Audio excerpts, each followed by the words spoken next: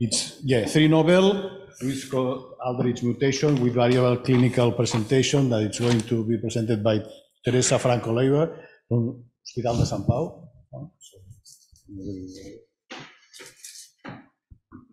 So good evening. Thank you to the organization for having me today, and I'll try to be brief since I'm the last one. I will talk about 3 novel WAS mutations with variable clinical presentations. So the WAS gene is located in the X chromosome, and mutations throughout this gene have been related to 3 different clinical entities. The first one is Wiskott-Aldrich syndrome, which arises from mutations throughout the whole gene that cause an important loss of function of the protein. The patients present with a classical triad of congenital neutropenia with increased risk of infections, congenital small platelet thrombocytopenia, and eczema. Also, throughout their life, these patients can develop autoimmunity and neoplasia.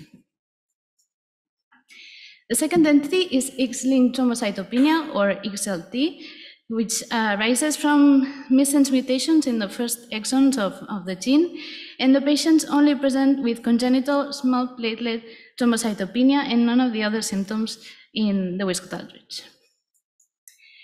The last entity is X-linked neutropenia, or XLN, and that is caused by specific mutations, particularly in the exon 9, and in this case, the mutations cause a gain of function of the protein, and patients only present with congenital neutropenia. So the first case is a 2-year-old Hispanic boy that presented with a classical WAS triad and recurrent pneumonia. And the genetic study showed that in exon 2, the patient had a 1 base deletion that caused a frame shift and generated a stop codon only 17 amino acids later.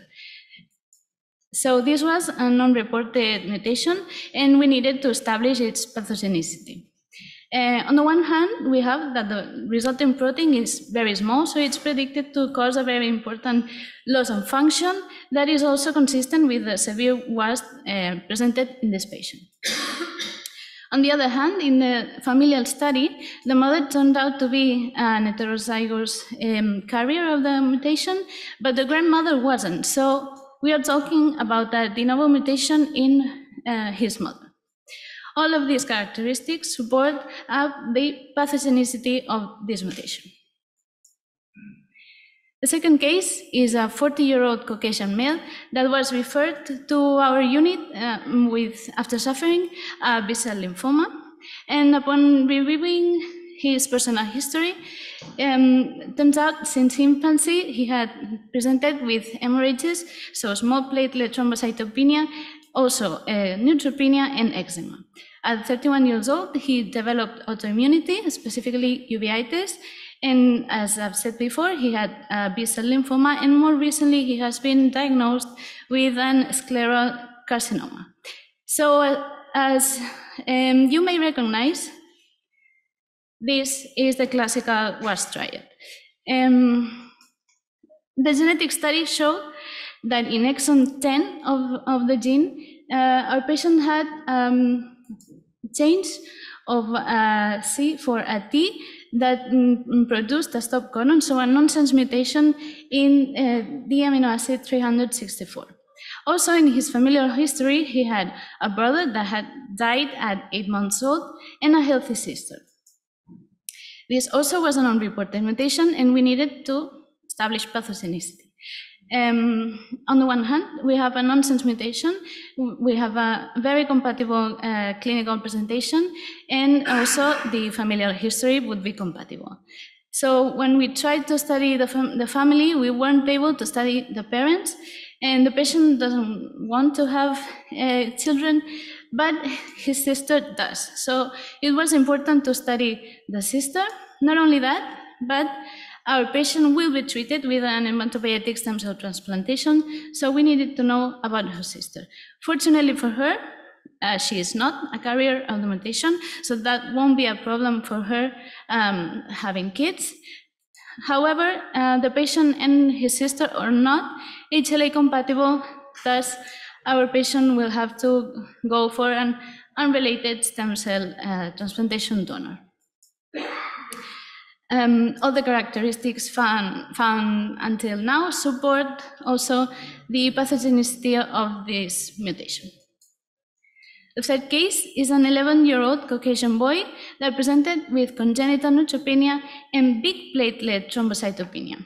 So in his personal history, he had non-severe infections in infancy and none in the last years. He didn't have eczema, and although an autoimmunity were ruled out. At this point, a bone marrow biopsy was performed and showed no abnormalities. So the next suspicion was a congenital neutropenia associated with inborn errors of immunity.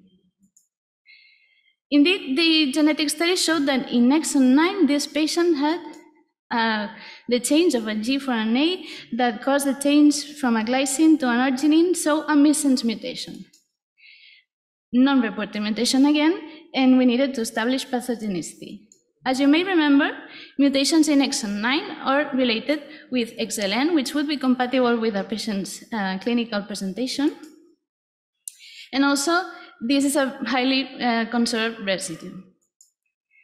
Not only that, but in the family history, turns out his mother had a history of chronic neutropenia and big platelet thrombocytopenia too, and she was a carrier of the mutation. So if we suspected XLN, we needed to prove a gain of function of the protein. In order to do that, we performed several functional studies. First, a viability study in 24 and 48 hours and 5 days.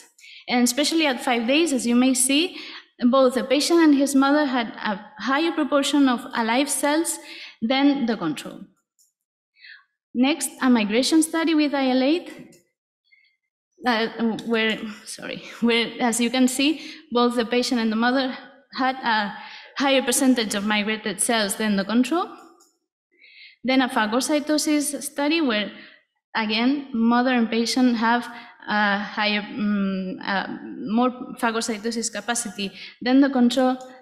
And finally, an oxidative capacity study at 0.0 and at 48 hours. And interestingly, the differences are found at 48 hours. Both the patient and his mother have a much higher oxidative capacity than the control at 48 hours. So we have an affected patient with results that are compatible with a higher functionality than the healthy control, and this is consistent with what is described in other XLN mutations. And also we have his mother, who is a carrier of the mutation and seems to have an intermediate phenotype. Of course, further studies are required in this case with more healthy controls to really establish the correlation between this mutation and the XLN. So to conclude, we have found 3 novel WAS mutations, a frame shift mutation in exon 2 that was related with a severe WAS in infancy, a nonsense mutation in exon 10 that caused a WAS that unfortunately was diagnosed in adulthood, and a missense mutation in exon 9 that might be related to XLN, but so far the studies are compatible, but we need to continue, and further studies are required. Thank you to everybody involved and to you for your attention.